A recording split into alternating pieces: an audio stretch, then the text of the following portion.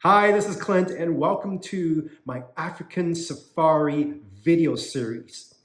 Today, I'm going to talk to you about the Ngorongoro Crater, which is part of the Ngorongoro Conservation Authority or National Park in Tanzania. Now, this crater was formed many years ago as a sunken volcano, and it's huge. It's 260 square kilometers. And within this crater, it's pretty cool. It's got its own ecosystem. As you will see in this video, there are tons of amazing African wildlife. And most of these animals, they don't migrate. They actually stay in the crater all year round. Let's show you some scenes from my day at the Ngorongoro Crater. And I'll come back a little bit later on and talk to you more about this amazing place. So we got up early this morning and we're heading down to the Ngorongoro Crater. These roads are pretty rough. I would be scared crap to drive on this stuff, but my tour driver, Leo here, she certainly knows what she's doing. Yes. We're gonna have fun today.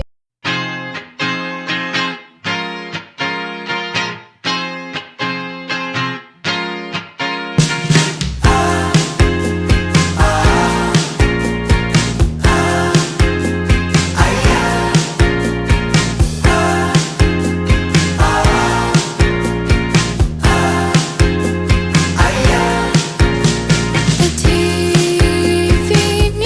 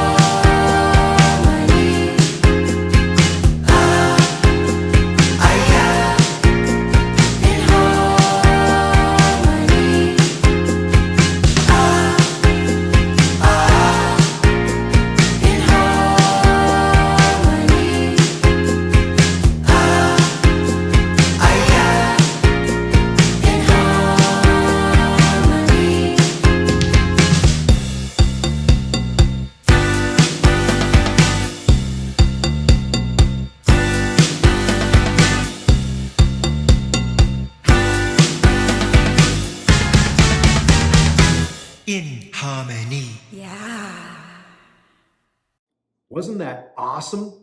So here's my personal thoughts. If you are planning to go to Tanzania for a multi-day safari, yes, you're probably going to spend most of your time in the Serengeti, rightfully so.